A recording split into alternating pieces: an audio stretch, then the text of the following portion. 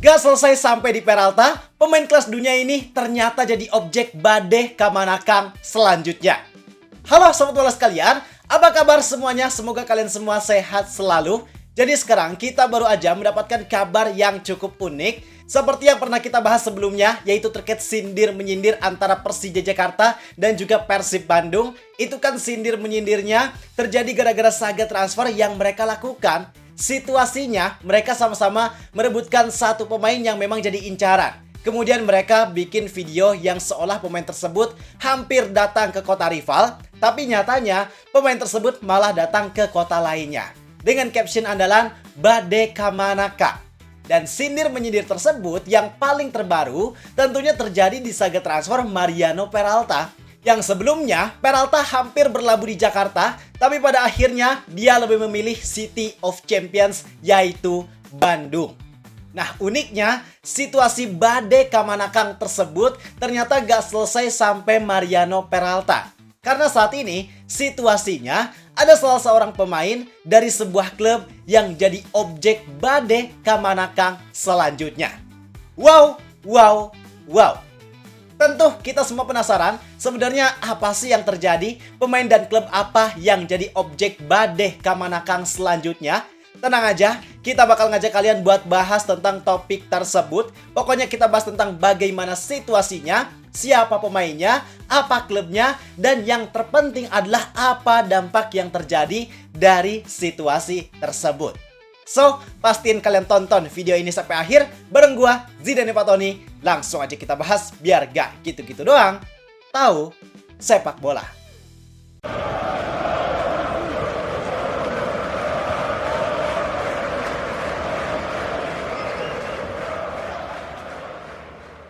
Oke, sekilas penjelasan buat kalian yang belum tahu. Jadi caption Badai Kamanakang ini belakangan memang cukup viral. Hal itu dikarenakan official Persib yang bikin video penjemputan Peralta sebagai sebuah video balasan untuk Persija yang pernah membuat video serupa di tahun 2019. Jadi waktu itu situasinya memang kurang lebih sama. Ada salah satu pemain bernama Alfat Fatir yang memang jadi incaran Persib dan juga Persija. Tapi akhirnya yang memenangkan saga transfer Alfat Fatir adalah Persija. Terus di video perkenalan ada scene yang nanya ke Alfat, Badai Kamanakang? Terus Alfat jawab, Badai Jakarta. Nah sekarang pihak dari Persib Bandung seolah pengen membalas video tersebut dengan cara yang elegan juga. Mereka bikin video dengan visual yang menampilkan kota Jakarta, nampilin Stadion JIS, Stadion GBK, yang hal itu memang menggambarkan identitas kota Jakarta sebagai kandang dari Persija, yang sebelumnya hampir jadi tujuan dari Mariano Peralta. Terus habis itu, scene videonya nunjukin percakapan antara admin Persib dan juga Peralta. Dia ditanya, apakah ini maksudnya kota Jakarta jadi tujuanmu? Katanya bukan, lanjutkan perjalanan. Terus ditanya lagi, lantas kemana tujuanmu Mr. MVP? Terus Peralta jawab, ke Bandung, City of Champions.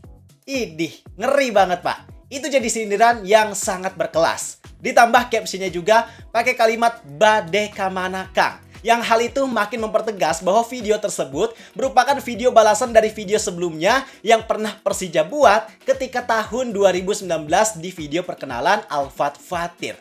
Poin paling utamanya, video tersebut secara gak langsung menyindir kejadian yang sebelumnya terjadi, yaitu Peralta yang situasinya hampir gabung ke Persija Jakarta, yang bahkan dia sempat diumumkan sama Shin Taeyong dan juga JJ secara langsung, tapi realisasinya malah batal. Itu yang jadi sindiran paling kerasnya.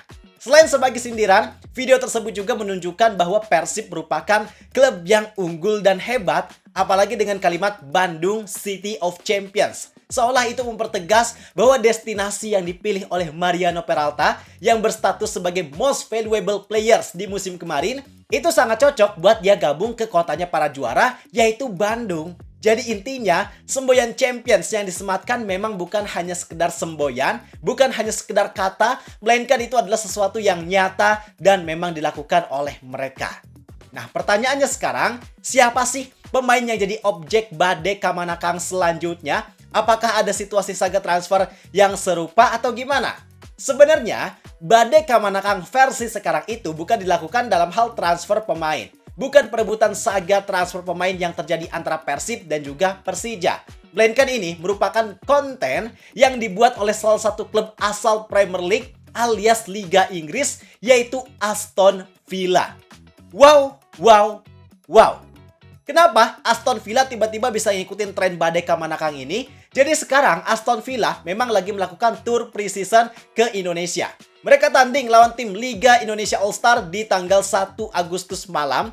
Nah, sebelum pertandingan tersebut dimulai, akun sosial media Aston Villa bikin konten pakai sound badai Kamanakang, badai Ka Jakarta. Yang di video tersebut awalnya menampilkan visual dari salah satu pemain andalan baru mereka, yaitu Alejandro Garnacho, dilengkapi dengan sound video perkenalan Alfred Fatir di tahun 2019. Jadi video ini bukan nunjukin kalau Alejandro Garnacho bakal gabung ke klub Liga Indonesia, bukan bakal gabung ke Persib atau Persija, melainkan ini menunjukkan bahwa Alejandro Garnacho bersama Aston Villa bakal main di Indonesia, tepatnya di Gelora Bung Karno, Jakarta. Jujur, ini memang merupakan situasi yang unik dan antik karena ada klub Premier League yang ternyata mengikuti tren video badai Kamanakang tersebut. Sebenarnya sangat wajar ya mereka bikin video itu karena sekarang target pasar yang lagi mereka coba reach tentunya adalah audiens dari Indonesia. Dan karena template badai Kamanakang ini jadi sesuatu yang sebelumnya sangat viral di sepak bola Indonesia, otomatis itu dimanfaatkan sama Aston Villa buat membantu mereka untuk menjangkau lebih banyak audiens yang ada di Indonesia. Dan pada dasarnya, yang bikin konten tersebut memang admin asal Indonesia yang mereka udah tahu apa sih yang lagi rame di Indonesia, yang akhirnya sesuatu yang rame tersebut mereka kaitkan untuk digunakan dalam konten mereka. Supaya konten yang mereka buat ini bisa menghasilkan output yang efektif, yaitu meraih banyak audiens Indonesia, dan audiens Indonesia juga bisa memberikan perhatian lebih kepada video yang mereka buat. Cuma memang sangat unik karena yang digunakan di video tersebut merupakan akulturasi antara bahasa Sunda yang berasal dari Jawa Barat yang identik dengan kota Bandung, tapi lokasi tujuannya adalah Jakarta. Jadi di video tersebut secara gak langsung kita bisa melihat dua budaya yang melebur jadi satu. Atau kita juga bisa melihat dua hal yang mewakili identitas dari Persija dan juga Persib Bandung, yang outputnya ditujukan untuk konten video dari Aston Villa. Nah, tapi yang gak kalah penting untuk bisa kita pahami adalah terkait dampak yang terjadi dari situasi ini. Karena pada dasarnya, situasi ini menjadi bukti bahwa persaingan saga transfer antara Persib dan juga Persija ternyata memang semenarik itu. Persaingan yang terjadi di antara keduanya ternyata membuktikan sesuatu, bahwa mereka berdua berhasil menghidupkan gairah sepak bola Indonesia dan mampu menarik perhatian publik secara luas. Karena bayangin Pak, ini Aston Villa loh. Mereka sampai butuh engagement dari Persib dan juga Persija untuk menarik perhatian audiens dari Indonesia. Artinya Aston Villa memang mengakui bahwa situasi tersebut merupakan situasi yang menarik, situasi yang besar, dan juga bisa memberikan keuntungan untuk mereka. Dan kalau kita lihat, komenan di postingan Aston Villa juga gak sedikit yang justru malah membahas klubnya masing-masing. Khususnya Persib Bandung. Ada yang nanya, badai lawan Persib A? Dan sangat wajar juga kalau orang-orang pada akhirnya malah memberikan respon yang berhubungan sama klub lokal. Karena apa yang Aston Villa tampilkan itu merupakan hal yang sangat berhubungan dengan klub lokal yang ada di Indonesia. Ya, siapa tahu kan Aston Villa suatu saat nanti mau uji coba lawan klub lokal Indonesia. Misal lawan Persib atau klub lainnya yang ada di Indonesia. Karena sebenarnya, sorry to say, uji coba yang Aston Villa lakukan sekarang lawan tim Liga Indonesia All-Star itu sebenarnya bisa dibilang kurang maksimal. Kenapa? Karena para pemain yang menghuni tim Liga Indonesia All-Star itu nyatanya nggak semua pemain yang memang punya kategori sebagai pemain tier 1 yang ada di Indonesia. Bisa dibilang rata-rata dari mereka cuma tier 2 dan tier 3. Wajar banget juga ini terjadi karena sekarang situasinya sepak bola Indonesia memang lagi cukup sibuk. Kita lagi ada event Piala AFF, banyak pemain bintang yang tentunya dipanggil untuk memperkuat timnas. Selain itu, pemain dari klub-klub besar kayak Persib, Persija, Persebaya, Arema, mereka juga lagi sibuk sama turnamen pramusim di Piala Presiden. Alhasil, pemain yang dipanggil untuk skuad Liga Indonesia All-Star ini memang pemain ala kadarnya. Mungkin tujuan dari panitia memilih tim All-Star adalah untuk meningkatkan minat penonton. Supaya ada banyak pemain berkualitas yang main, kualitas timnya juga bisa meningkat. Antusiasme penonton juga meningkat.